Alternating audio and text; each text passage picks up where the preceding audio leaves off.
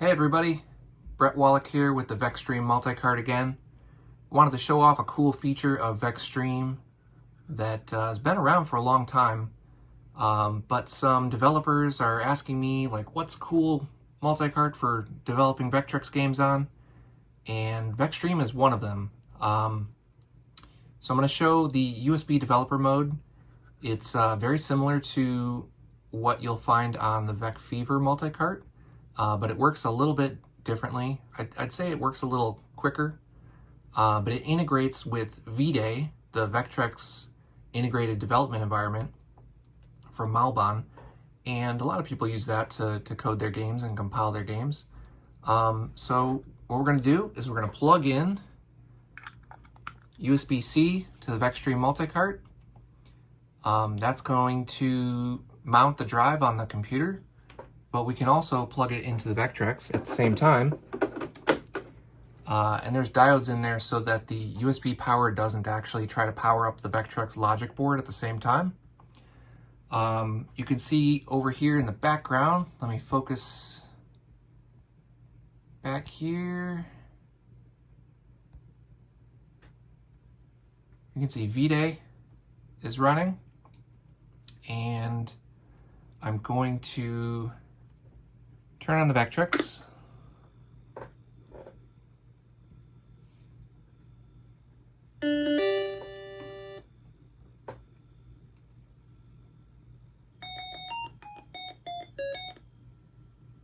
All right, so there's your menu.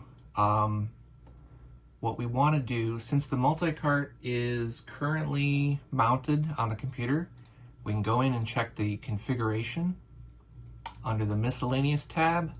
You can see here there's a V4E. That's for VecFever.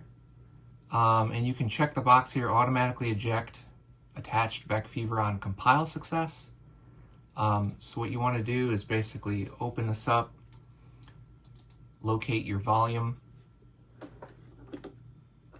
Oh, it's not mounted yet. So it's plugged in, but it doesn't actually mount to the computer yet. So what you want to do is on the controller, when you're in the menu, just press buttons 2 and 3 at the same time. And that will bring up USB developer mode. You can also hold buttons 2 and 3 and press reset to go back to the menu if that's easier. But when you do that, if we look at volumes again, so we got the VEXTREME drive. So you hit OK, it's saved in here, hit save. So you should never have to touch that again. All right, and one more thing you need to do is in the source editor, you need to make sure this little box here is checked, the V4E box. That just makes sure that it's another way to eject the drive after successfully compiling. So if you kind of don't want to keep doing that and you don't want to go in and change the setting, you can just uncheck it here, but we want that. Another thing you need to have on the VEXTREME drive, on the root of the drive, is a README file. And I've got one that tells you how VEXTREME works, but the one thing that you need is Thomas Santowski. You need that in the README file somewhere as a security check. If VDay doesn't find a README file with that in there, it won't actually mount your, it won't copy files to it because it doesn't think it's a VecFever. So currently VDay's not technically supporting VEXTREME, but it does. So we give a nice shout out here to Thomas. Thomas created the amazing VecFever cart, and this sentence lets VDay send a cart.bin to VEXTREME and eject the drive automatically. Okay, so we're all set up. All we got to do now is open our project, and I've got a project here that I worked on last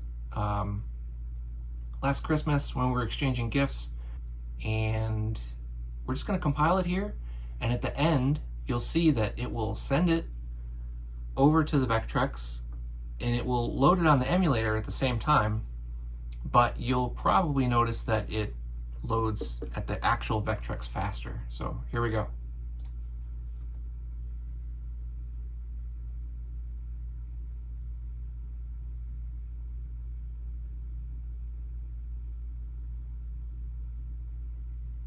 There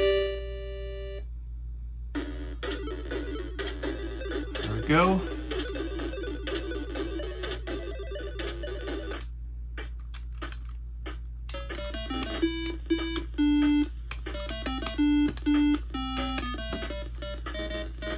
All right, so that's the game. Say we want to update it now. Reset. Quick reset. A quick reset will go back into the load cart screen all by itself, and then we're ready to compile something again. So just as a quick test here, I'll change the version 1.3, and compile.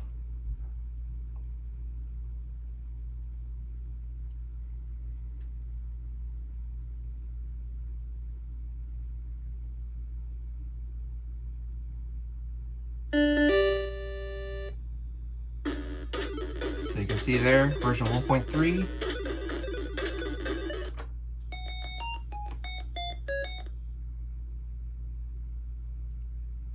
So it just needs one reset there. I forgot that when you actually press it, I just thought it maybe was loading the game again, but no, it's loading the VEXTREME menu. So when the menu loads, it detects that it's still in the developer mode, and it will go right back into that.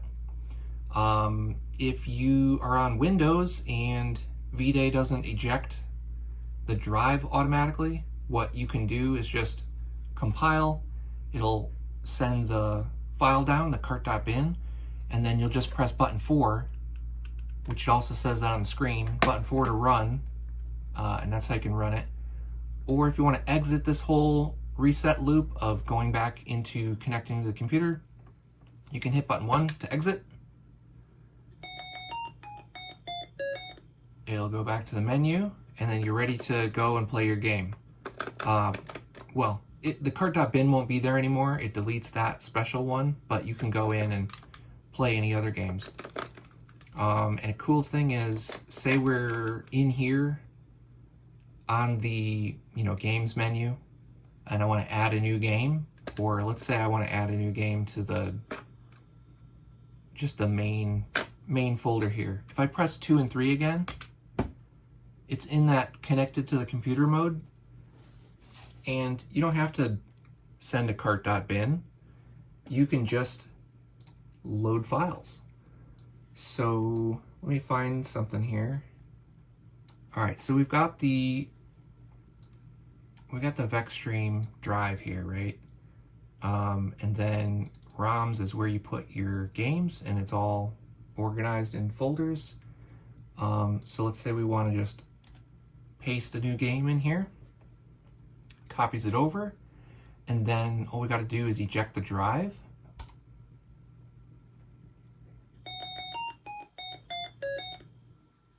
And then we're back into the main menu here, and if you scroll down, boom, there's your VecRibbon demo.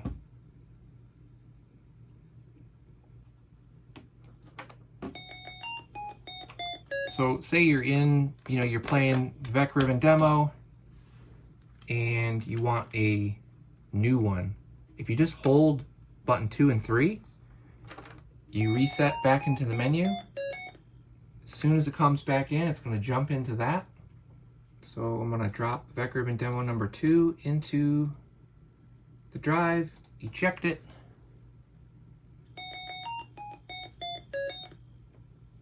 and there it is.